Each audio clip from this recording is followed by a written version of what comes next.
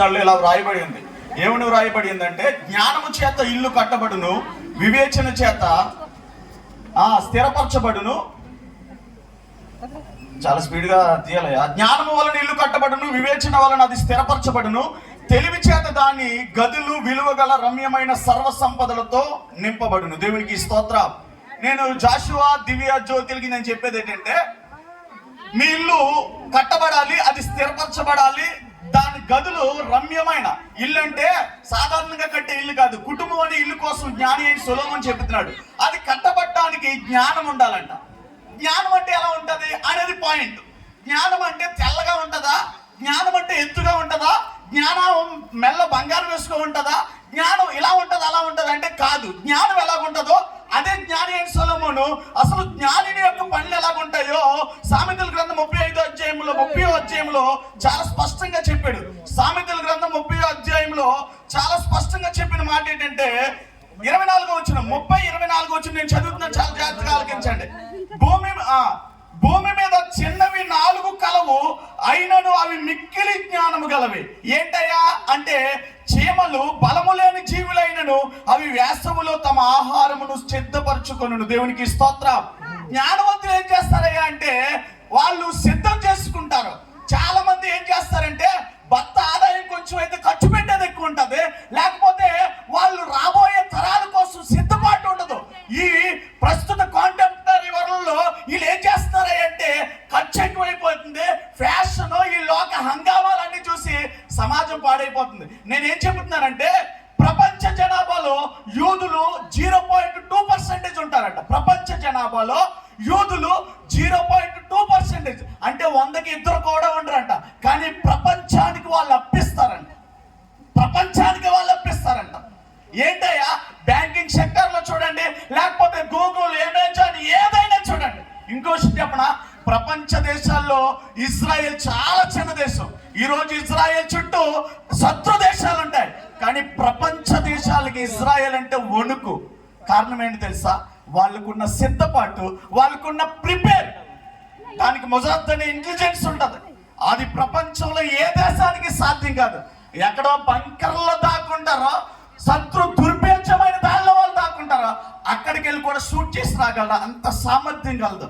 కారణం ఏంటంటే, వాళ్ళకున్న ఆ జ్ఞానము, వాళ్ళకున్న ఆ ప్రిపేర్, వాళ్ళు అలా సిద్ధపడతారు. నేను మీకు చెప్పేది ఏంటంటే, చీమలంట చాలా చిన్నవంట, అవి వేసవిలోని ఆహారాన్ని సిద్ధపరచుకుంటారంట.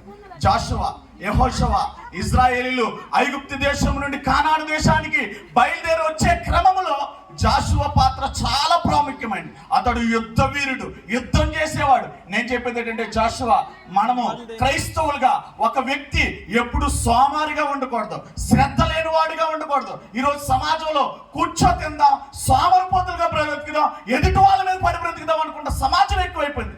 అందుకే సమాజం బాగోట్లేదు. నేను చెప్పేది ఏంటంటే, నువ్వు కష్టపడాలి. సామెతల గ్రంథం 31వ అధ్యాయంలో స్త్రీ గురించి వ్రాయబడింది. ఆమె పని చేయకుండా ఆహారం తినదంట, పెందెల కాడనే లేచి తన పిల్లలకు ఆహారం సిద్ధపరుస్తుందంట, కృపగల ఉపదేశం చేస్తుందంట. మీ ఇద్దరికి నేను చెప్పేది ఏంటంటే, మీరు కష్టపడి మనస్తత్వం కలిగి ఉండాలి, ఆ ప్రయాసపడడం నేర్చుకోవాలి. పిల్లల కోసం ప్రతిదినము మీ భవిష్యత్తు ఎలాగుందా, మీరు ఎంత గ్రాండ్గా చేసుకుంటున్నారా, రాబోయే తరం ఇంకా కాస్ట్ అయిపోద్ది. దానికి కూడా మీరు సిద్ధంగా ఉండాలి. అలా సిద్ధపడాలంటే, ఇందాక మొదట దైవజనులు వాక్యం చెప్పేటప్పుడు రూపాస్ గారు చెప్పారు, ఇప్పుడు మీరు వెళ్ళే మార్గం ఇంతకు ముందే లేదు కాదు. నిజమే, ఈ మార్గం ఏంటుంటుందో ఏముంటాయో మీకు తెలీదు, మనకు తెలీదు, కానీ తెలిసిన ఒక ఆయన ఉన్నాడు. ఆయన మనల్ని సృజించిన వాడు. అందుకే మన వివాహ జీవితంలో ఆయన ఉంటే, ఆయన వెంబడిస్తే, మందసాన్ని వెంబడిస్తే మీరు దీన్ని అవలీలగా జాయించగలుగుతారు. 2, ఇంకొక మాట ఏముందంటే, కుందేళ్ళు, చిన్న కుందేళ్ళు అంట, అవి బలము లేని జీవులైనను అవి పేటు సందులలో నివాసము కల్పించుకున్నట. దేవునికి స్తోత్ర. కుందేళ్ళు చిన్నవే. నువ్వు కొంచెం మేము చిన్న కుటుంబం అండి, దివ్య జ్యోతి అనొచ్చు, మా భర్త ఏ ఆదాయం అండి, చిన్నోళ్ళే కావచ్చు. నేను చెప్తున్న మాట ఏంటంటే, ఇదిగో బండ సందులలో, పేటు సందుల్లో అవి నివాసం ఏర్పాటు చేసుకుంటున్నారంట. బండ అంటే క్రీస్తు. దేవునికి స్తోత్ర. ఈ రోజు నేను ఇంకా ఈ పెండల్లో కూర్చున్న వాళ్ళు, ఈ పెళ్లి మండపంలో కూర్చున్న వాళ్ళు, ఇంకెవరైనా యేసును ఆశ్రయించకపోతే, నీ ఉద్యోగమో, నీకున్న టాలెంటో, నీకున్న డబ్బో ఆపద దినాన్ని అక్కరకు రాదు. ఏంటయ్యా నిన్ను విమోచించేది? ఏంటయ్యా నిన్ను మోక్షానికి నడిపించేది? ఎవరయ్యా నిన్ను స్వర్గానికి చేర్చేదయ్యా అంటే, ఈ లోకంలో నీకు ఏ అధికారం ఉన్నా, ఏ పదవి ఉన్నా, నువ్వు ఎంత ఎలాంటోడువైనా, ఇదిగో బండైన యేసయ్యను నువ్వు ఆశ్రయిస్తే నీ ఆత్మకు రక్షణ ఉంటుంది, నువ్వు స్వర్గానికి వెళ్తావు. ఇంకా ఆయన మీకు సరైన డైరెక్షన్ ఇస్తాడు, సరైన గైడెన్స్ ఇస్తాడు. ఆపత్కాలంలో తన చాటును మిమ్మల్ని దాస్తాడు. మీ జీవితంలో ఎలాంటి పరిస్థితులు ఎదురైనా ఇదిగో బండ లాంటి వేస్తున్నాడు. పౌలు గారు చెప్తాడు, ఇదిగో ఆ బండ క్రీస్తే అని చెప్పాడు. ఆ బండలో మీరు దాక్కోండి, దాని దగ్గరికి రండి, దాన్ని ఆశ్రయించండి. ప్రతి పరిస్థితుల్లో ఆయన దగ్గరికి వెళ్ళాలి. మూడవదిగా ఇంకొక మాట ఉంది. ఏమని వ్రాయబడిందంటే, మిడతలు రాజు లేడంట, ఆయనను అవన్నీ పంతులు తీరి సాగిపోతాయంట. దేవునికి స్తోత్రం. మిడతలు ఏం చెబుతున్నాయి అంటే క్రమమైన జీవితాన్ని చెబుతున్నాయి. దానికి ఆర్డర్ ఉంది, దానికి క్రమం ఉంది. ఈ రోజుల్లో క్రమము లేదు. జ్ఞానం అంటే ఏంటి అంటే క్రమము.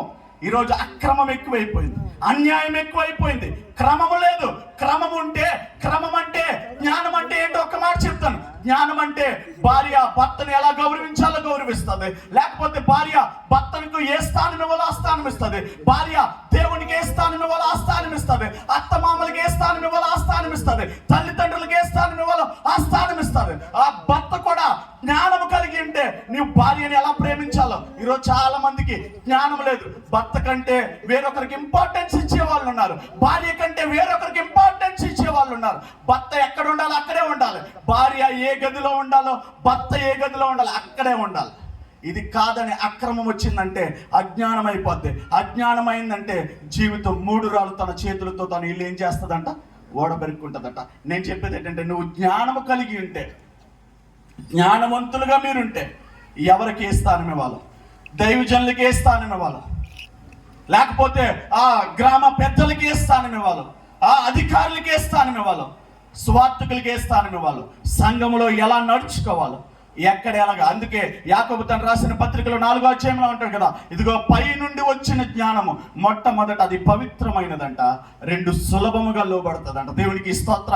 జ్ఞానం లేకపోతే తిరగబడతావు. నీకున్న అందాన్ని బట్టో, నీకున్న ఆస్తిని బట్టో, నీకున్న అధికారాన్ని బట్టో తిరగబడతావు. జ్ఞానం అంతే క్రమం ఉంటుంది. మిడతలు చిన్నవే, రాజు లేడంట, అవి పంక్తులు తీరిపోతాయంట. ఇంకొక మాట ఉంది, బళ్ళు అంట. బళ్ళు ఎంత ఉంటుందమ్మా? తిమింగలం అంత ఉండదు. బల్లి చిన్నదే, నువ్వు దాన్ని చేత్తో పట్టగలగమంట, కానీ అది రాజుల ఇంట్లో ఉంటుందంట. నేను చెప్పే మాట ఏంటంటే, మీది చిన్న కుటుంబం అయినా జ్ఞానం కలిగి ఉంటే, జ్ఞానం ఎవరయ్యా అంటే దేవుడే. జ్ఞానము నాదే, నేనే జ్ఞానం. యెహోవా యందు భయభక్తులు కలిగి ఉంటే జ్ఞానానికి మూలమని చెప్పాడు. జ్ఞానం కలిగి ఉంటే, ఆయన యందు భయభక్తులు కలిగి ఉంటే, ఆయన సియోనులో నుండి మిమ్మల్ని ఆశీర్వదిస్తారు. మీకు క్రమమైన జీవితం ఉంటుంది. క్రమమైన జీవితం ఉన్నప్పుడు మీ జీవితం ఆశీర్వాదకరంగా ఉంటుంది. అలాగే బళ్ళు అంట చిన్నదే, కానీ అది రాజుల ఇంట్లో ఉంటుందంట. దాన్ని చేతితో పట్టుకోవచ్చు. నిన్ను కూడా అనుకోవచ్చు, ఆఫ్టర్ ఆల్ వాళ్ళంతరా చిన్న ఫ్యామిలీ. కానీ దేవుడు బైబిల్ గ్రంథంలో ఉంటుంది కదా, తన పనిలో నిపుణత గల వాడిని చూసావా, వాళ్ళని అల్పులు ఎదుట కాదంట, రాజుల ఎదుట నిలబడతాడంట. ఈ చిన్న ఫ్యామిలీ రానున్న తరములో మందిరంలోన సమాజంలోన మీరు విలువ కలిగిన వాళ్ళుగా ఉండాలంటే, రాజుల ఎదుట నిలబడాలంటే, జ్ఞానం కలిగి క్రమముగా కష్టపడుతూ దేవుణ్ణి ఆశ్రయిస్తూ మీరు దేవుని ఎడల భయభక్తులు కలిగి జీవించాలని ఆశిస్తూ ఈ మాటలు ముగిస్తాం.